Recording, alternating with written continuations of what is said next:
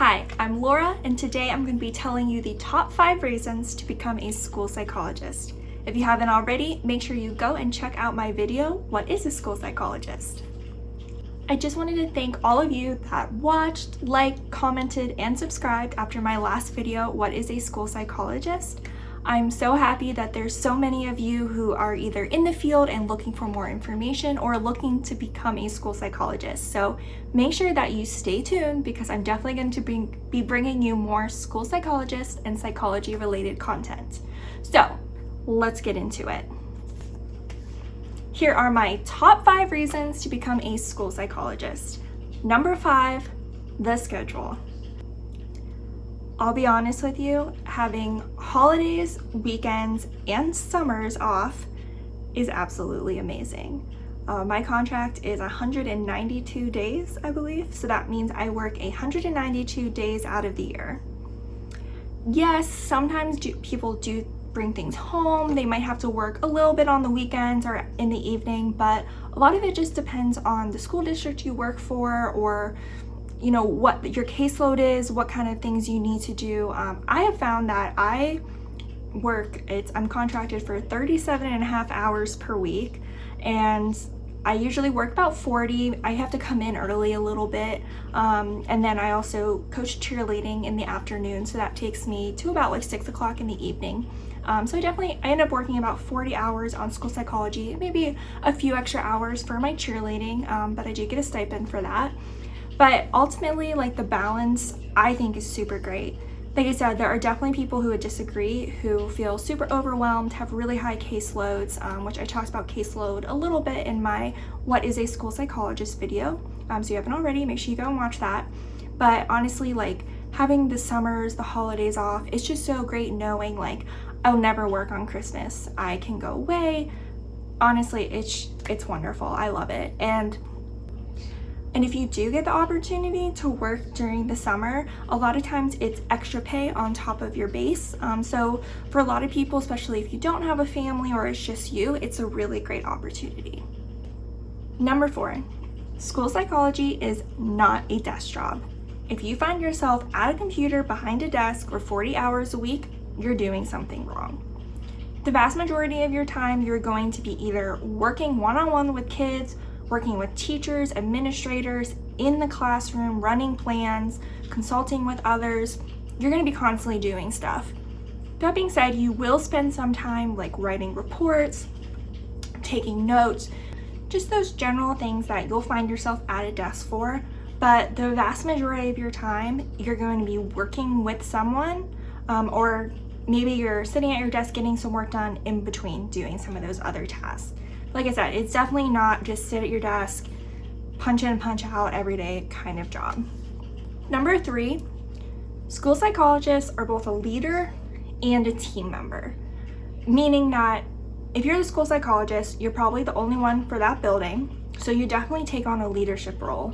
Maybe you're leading the different data analysis, you're probably leading a lot of your special education meetings, initiating different interventions, things going on throughout the building. But at the same time, a lot of those processes are team-based. So it's not just you making a decision and then handing it out. You find yourself doing that, people probably aren't doing what you're asking them to be doing. But again, a lot of it is you taking the lead. So take special education eligibility meetings. So there's going to be a lot of different people at this meeting. So it'd be the principal, yourself, the special education teacher, the classroom teacher, the parent, and when they're a little older, maybe even the student themselves. Those meetings are team decisions. However, you're the one who probably did the testing, collected all the information, and are now going over the results. So while it is a team decision, you're going to be taking the lead, kind of guiding the conversation, and you're also going to be the expert on special education law. So like I said, you're going to be the leader in that situation, even though it's a team decision. And I find that for a lot of different things, especially deciding on intervention. The district I work at, I'm really lucky. We have a really strong multi-tiered systems of support. So we actually use RTI data for eligibility determination. If you don't know what that means, don't worry. Either you'll learn about it later or this doesn't apply to you. But like I said, we don't use discrepancy or patterns of strengths and weaknesses. So everything we do is a team decision. I go over the data, I make my recommendations, but we also have to take into consideration what interventions are available, what has the teacher seen, what does that look like in the classroom. So like I said, even though you're leading, it's ultimately a team decision. So I really like that aspect just because I like being in charge and I like making those decisions, but it's also more collaborative, which I think ultimately is in the best interest of the kids that you work with. The number 2 reason to become a school psychologist is that every day is different. I kind of mentioned this when I said this isn't a desk job, but school psychologists just do so many different roles. So again, I kind of talked about this in my previous video, what is a school psychologist, but on a daily basis, you are doing testing, counseling, intervention work, consultation, sometimes I even do professional development for the teachers on areas of interest. So every day is different. If you think you know what you're going to be doing that day, it's probably going to change. So that being said, you really have to be a little flexible. I will definitely say I'm a type A. I like having my schedule. I like knowing exactly what's going on. And this aspect, while pushed me at first, I was like, what do you mean I can't schedule out my day and know exactly what I'm doing? Now it's my number 2 reason to become a school psychologist. It's amazing. So it doesn't have that work grind, same thing every day kind of feeling. So the good part about not doing the same thing every day is if there's a certain aspect of the job that's maybe not your favorite. Like some people don't love testing. It's a big part of what we do, but it can get kind of monotonous. You say literally the same thing over and over again, and honestly, kids like to answer the same thing over and over again. But the good part is maybe that's a part you don't really like. Well, I do that all day Monday. Well, Tuesday, I have my full counseling caseload, or I'm in and out of meetings all day. So it's just that really great, every day is a little different. How exactly you're going to be using your skills differs every single day.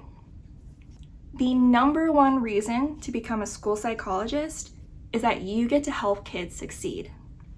So like I said, I mentioned this in my previous video, but that is essentially what school psychologists do. We help kids grow and achieve. So the big part that we do is in the schools. And if you think about it, schools are the same thing as like a full-time job for kids. They're there 40 hours a week. A lot of them have homework outside of school. They spend time prepping, getting ready for it.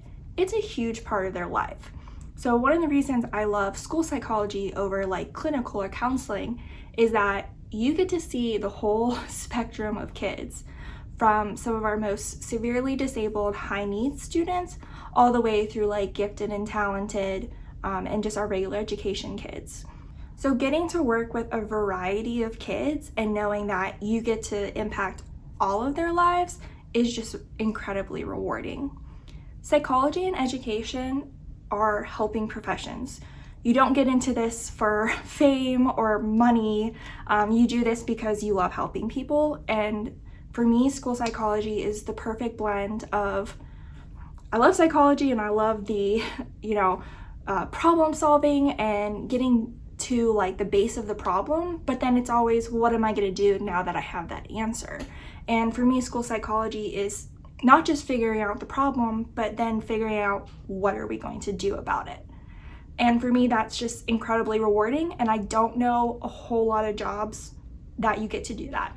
I feel like a lot of jobs are kind of one or the other. Either you figure what the problems are and hand it off, or you're the person coming up with the solutions. But this is kind of the best of both worlds. So if you're somebody that loves helping, specifically kids or teenagers, school psychology is definitely a field that you should be looking into. I mean, the hours are great. You do different things all the time. You get to be a leader as well as collaborate with different people, and you just impact a lot of different people. One of the new things that I'm really trying to branch out into is really providing comprehensive care for our students.